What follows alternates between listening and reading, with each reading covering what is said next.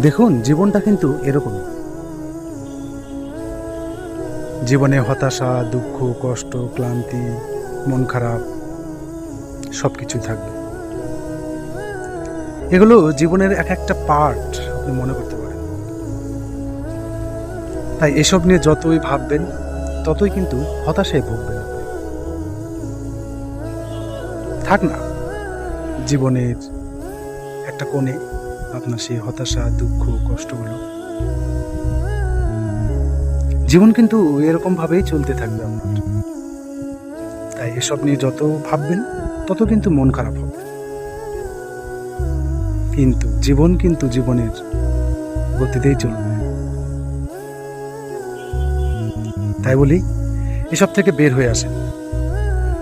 তারপর দেখেন জীবনটা কত সুন্দর, কত রঙিন।